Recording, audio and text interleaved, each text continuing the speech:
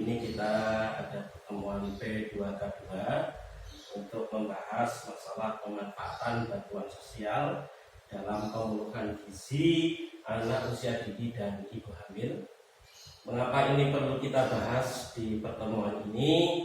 Karena ini sangat penting terkait dengan penanganan dan pencegahan stunting yang ada di Indonesia, sehingga pemanfaatan bantuan sosial untuk pemenuhan gizi anak usia dini dan ibu hamil sangat penting kita lakukan. Tetapi hari ini kita coba nanti praktek kaitannya dengan cara pengolahan bantuan sosial untuk pemenuhan gizi anak dan ibu hamil. Nanti ada 2 kelompok saya bagi untuk praktek memasak dalam rangka pemenuhan gizi untuk ibu hamil dan anak usia dini. Kelompok pertama nanti saya namakan kelompok mawar, kemudian kelompok 2 saya namai kelompok melati. Ini untuk mempermudah nanti pada waktu pembagian praktek memasak pemenuhan gizi pada anak usia dini dan ibu hamil. Untuk kelompok 1 kita tugasnya untuk memasak MPASI, yaitu untuk balita atau anak usia dini. Yang kelompok 2, kelompok mawar, ini nanti tugasnya memasak makanan tambahan untuk orang dewasa atau ibu hamil. Nah, yang saya tanyakan dulu ke ibu-ibu, kita lanjut ibu-ibu. Untuk yang perlu diperhatikan, khusus yang untuk memasak untuk bahan makanan orang dewasa atau ibu hamil, diusahakan diprioritaskan bahan pangannya lokal atau bahan pangan yang dibeli di warung. Perlu saya sampaikan lagi, untuk menjaga kualitas gizi biar tidak hilang pada makanan tersebut, kita cara masaknya sederhana. Dengan cara apa saja Ibu? Ya Ibu Rohatun, dengan cara apa?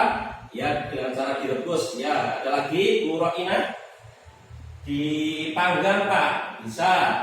Kemudian ada lagi Bu Solihah, mau menambahkan cara sederhana untuk memasak biar kualitas gizinya tidak hilang pada makanan, bisa dengan menumis atau mengukus. Ini juga sangat membantu agar nilai gizi tetap utuh. Kemudian perlu diperhatikan kebersihannya, ya Bu ya. Jangan lupa sebelum dimasak, bahan-bahannya pastikan sudah bersih, dicuci di air yang mengalir, itu lebih baik biar kuman dan kotorannya hilang mengalir, ya, sehingga pada waktu dimasak kondisi bahan pangannya sudah bersih.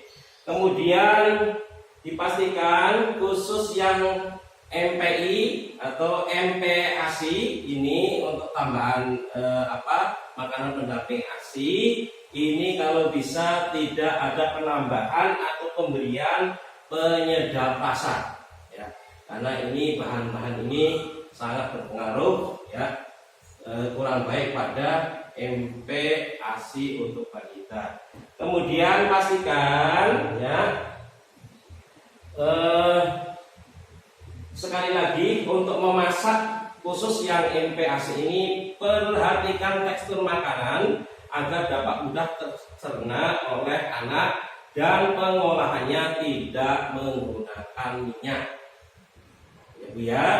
Kemudian nanti kalau sudah selesai saya beri waktu untuk ibu-ibu untuk mempraktekkan. Silakan untuk kelompok 1 dan kelompok 2 untuk melakukan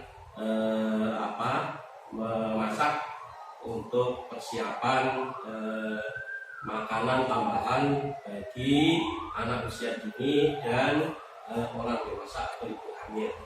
Nanti kalau sudah selesai bisa disajikan melalui mangkok atau piring. Nanti kita labeli atau kita tulis di mangkoknya itu makanan bergizi untuk anak Indonesia bebas dari stunting, ya, atau nanti bisa ditulis yang kaitannya dengan masalah pencegahan stunting ini disepakati, silakan ibu-ibu bisa ditulis apa saja, bisa yang lain, tapi sesuai kesepakatan tadi kelompok 1 dan kelompok 2 penulisannya sama, yaitu makanan bergizi untuk anak Indonesia bebas dari stunting ditulis di mangkok atau di piring yang disajikan. Selanjutnya,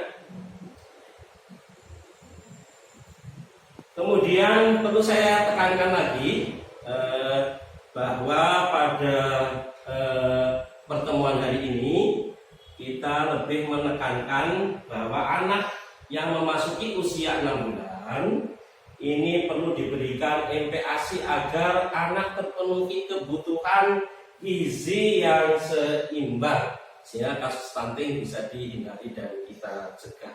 Kemudian yang kedua, ibu hamil juga perlu mengkonsumsi makanan bergizi seimbang sehingga dipastikan untuk janin yang dikandung pada waktu lahir sehat, cerdas, dan tidak stunting.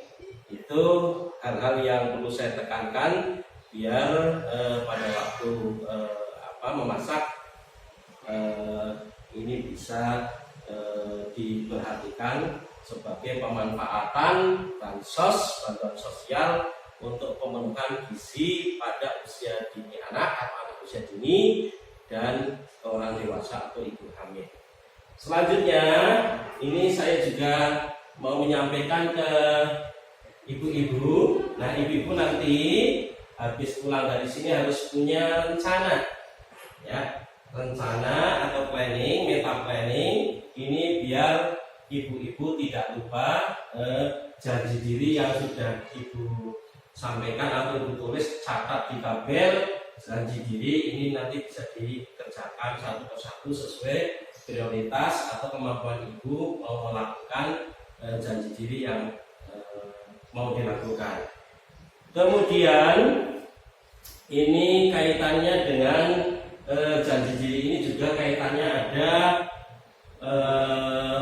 mengenai pemanfaatan bantuan sosial yang selama ini ibu terima, ya, baik itu bansos PKH ataupun bansos sembako atau BPNT, ini bisa untuk dimanfaatkan secara maksimal untuk pencegahan dan penanganan anak stunting.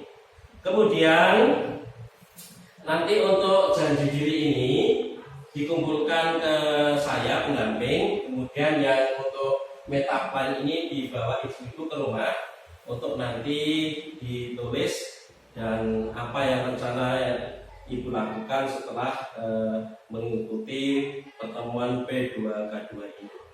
Kemudian perlu saya sampaikan bahwa bantuan sosial yang selama ini dari pemerintah ini harus digunakan semaksimal dan optimal mungkin dalam rangka apa? Dalam rangka pencegahan stunting yang ada di sekitar kita, lebih-lebih pada diri KPM tersebut. Sehingga ini selalu saya tekankan untuk memanfaatkan bantuan sosial yang ada. Kemudian perlu saya sampaikan juga, kalau seandainya ibu-ibu kurang paham atau mau lebih banyak mendapatkan informasi masalah stunting, nanti bisa lapor ke tenaga kesos, yaitu bisa ke pendamping. Dalam hal ini saya selaku pendamping PKH bisa memfasilitasi ibu-ibu ketika mau ke fasilitas kaitannya dengan masalah stunting ini, ya. Nanti kita fasilitasi dalam rangka apa? Untuk memahamkan atau memberikan pemahaman yang lebih kaitannya dengan masalah stunting. Sebelum saya tutup, saya ulangi lagi kaitannya dengan pertemuan P2K2 ini dalam rangka membahas masalah pemanfaatan bantuan sosial pemerintah untuk digunakan dalam rangka pencegahan stunting dengan cara memanfaatkan bantuan ini untuk memenuhkan kebutuhan gizi anak usia dini dan ibu hamil. Saya kira itu pertemuan hari ini kita akhiri. Sebelum kita akhiri, mari kita doa bersama-sama ya. Kita doa kafaratul majlis atau doa penutup majlis sama-sama. Bismillahirrahmanirrahim. Subhanakallahumma wa bihamdika asyhadu an la ilaha illa anta astaghfiruka wa atubu ilaik. Terima kasih Ibu. Assalamualaikum warahmatullahi wabarakatuh.